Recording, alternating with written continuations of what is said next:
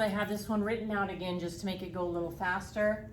But it says that you want to find the answer to p of -2. And frankly, the most straightforward way to find the answer to p of -2 is to just substitute -2 in for x, -2 times -2 to the fourth plus 6 times -2 cubed minus a -2 plus 5, and you end up getting -73. But it's trying to force you to see the connection between what happens when you divide a function by x minus the number that we're plugging in. So in this case, x minus a -2, so that'd be x plus 2. If you do the division of this polynomial by x plus 2, and I'm assuming you know how to use synthetic division, when you do the division, you end up getting a remainder of -73.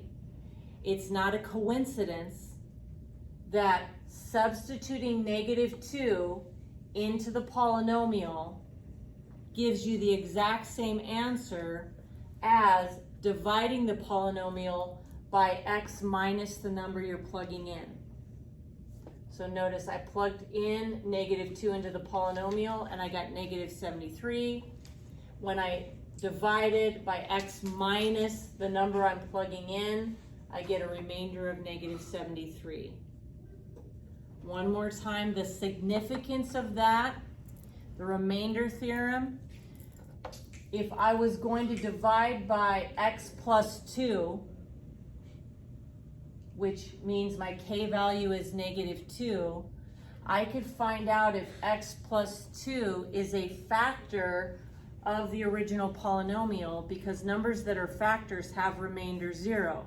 So instead of doing all this work to find out that x plus 2 doesn't fit into this polynomial, I could take from the x plus 2, -2, substitute it into the equation and find out the remainder was -73, and I never actually did the division.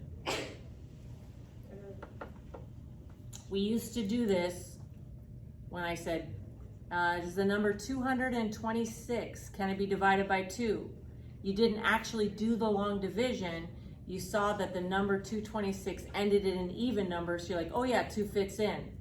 So I'm like, does this 4th degree polynomial, can it be divided by x plus 2?